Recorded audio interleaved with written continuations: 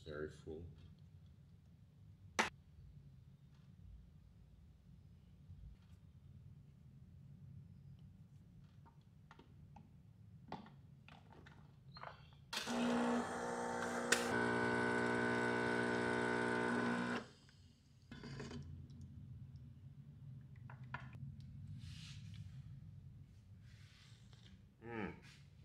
So good. Let's go. Okay. Suklay na ako ng konti. Nakakaya naman yung buhok ko. Next life update. Binilang ko ng mountain bike si TJ. Ito.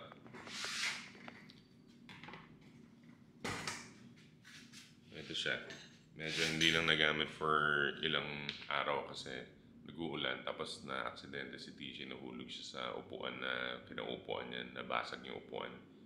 So yung puwet niya may pasa. Hindi siya makaupo ng tama sa bike. So ito is Marion na hardtail mountain bike. Wildcat Trail. Ano siya? Pang babae talagang designed for women, for girls, or for ladies. Yan. Ito siya. Okay. So all stock yan. Marion. Naka 3x8 na Altus derailleur. Itong ano niya Marin, not sure kung ano to eh, yung crank niya. Altus, tapos ito Tourney. So medyo Frankenstein rin eh. Ito yung hydraulic brakes niya, disc brake siya. Naka Clarks, yan. Yung shifter niya, Shimano rin. Tapos yan. Yeah.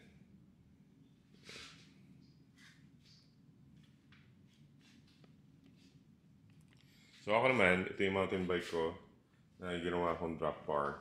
So monster gravel ang tawag yan, o monster cross. Pero rigid fork. So ito yung pampalengke, pang anywhere, anytime. Alam mo yan, hindi budget siya, pero matibay. Alloy frame from Rhino, by the way.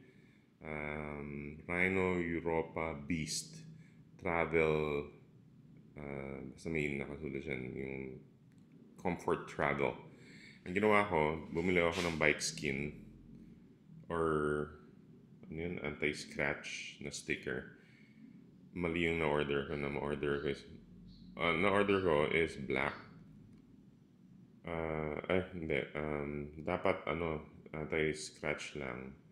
Tapos konting shade lang ang mangyayari. And nangyari parang natakpan niya yung the whole decals ng frame. So, okay na rin. Kaya, mawawalan ako ng identifying decals, diba?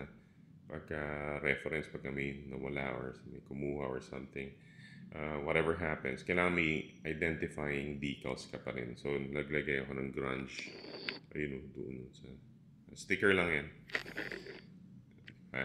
So, yan. Tapos it is this 3x9. Pero yung shifters niya from Micro New, 2x8 kasi galing to sa road bike ko.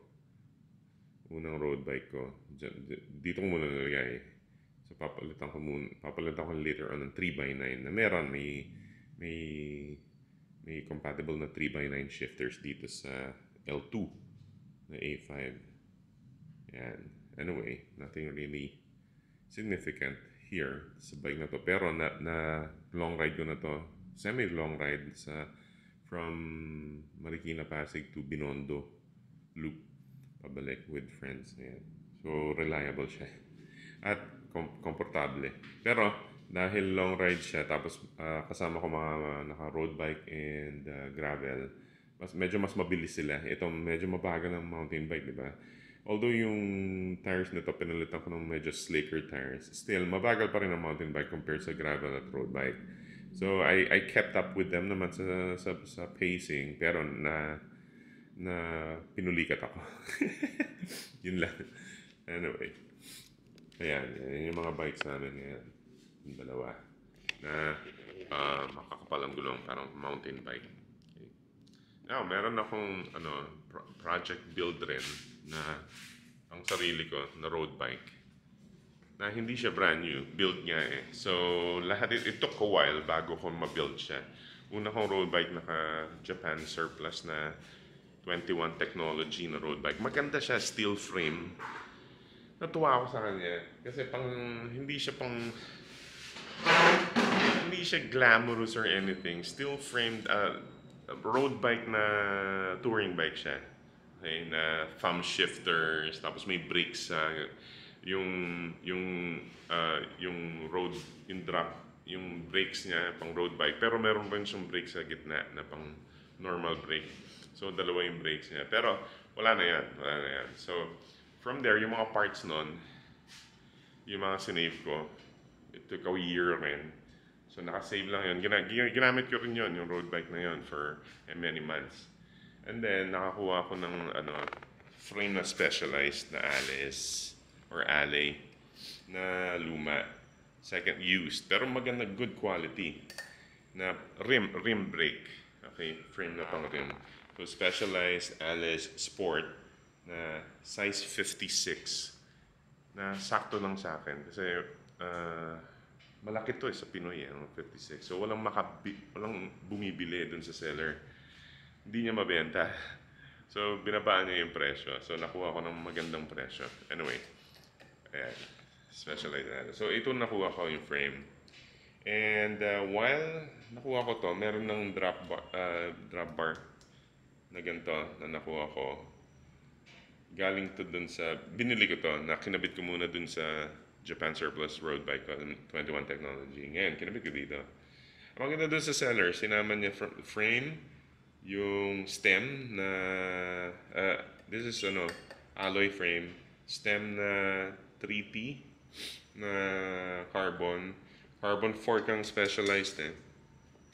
Tapos carbon seat post. Okay? So yun yung mga kasama ng frame, seat post, stem, pati fork, carbon fork. So ang dali nang gawin. Nilipat ko na lang tong drop bar dito. Yung shifters ko from the road bike na L2. Hindi, yung nasa mountain bike ko ngayon, yun yung galing doon. Yung L2, binili ko to. Bago to for the 2x8. Okay? Tapos, yung gulong ng 21 technology na Japan surplus bike, yun yung muna kong ginamit muna dito.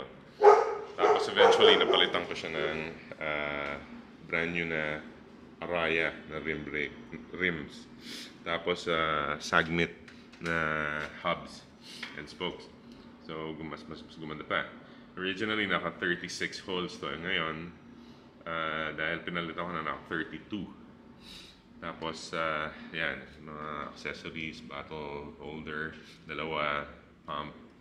Yan, naka Shimano Clarice. Ano rin to Frankenstein rin to Shimano Clarice, Shimano Cogs, 8-speed, KMC na chain, 8-speed. Shimano Tourney derailleur. Napalitan ko rin later on yun. Pero maganda, maayos siya. Ito, Tourney rin na derail front. So, lahat. Tapos ito, walang, yung brake caliper, walang, what do you call this? Walang brand. Hindi ko alam anong brand yan. Galing rin to sa Japan surplus bike. Pero maganda. Pinalitan ko lang itong ito lang ang papalitan nyo dyan. Yung pads. Napakamura. So, anong nangyari dito, hindi ito mabilisan It took months rin bago ma-build to So, pagka nasa tono, any brand naman na Shimano, any classification, Tourney, Clarice, ano pa yung isa? Yung sumunod sa Tourney, any component, basta nasa tono at alaga, maayos siya. Isa sa amin lang, hindi, what do you call this, nawawala, hindi maganda. Maganda siya pag nasa tono siya. Basta nasa tono siya, na-maintain siya, maganda yung shifting niya. Pasok siya, yung Shimano na to, compatible sa L2. Sa L2 shifters. Ayan, ito yung L2. R3 na to kasi 8-speed. Ito, ano to? Yeah. R2. Kasi ito yung left 2x8. So yan. Pag nasa tono siya at maintain mo at medyo marunong ka, kaya mong magtono, aralin nyo yan. Madali lang naman eh. Maganda siya. Kahit na entry level, maganda talaga siya. And then, syempre, upgrade ka pagka hindi ka na masaya. Pero ako, okay ako dito. So, ito yan. Ang gaan nito. Ang gaan nitong bike na to. Gumaan siya. So, yan. Nabubuhat ko isang. Hindi ko pa nakikita eh, pero maayos siya.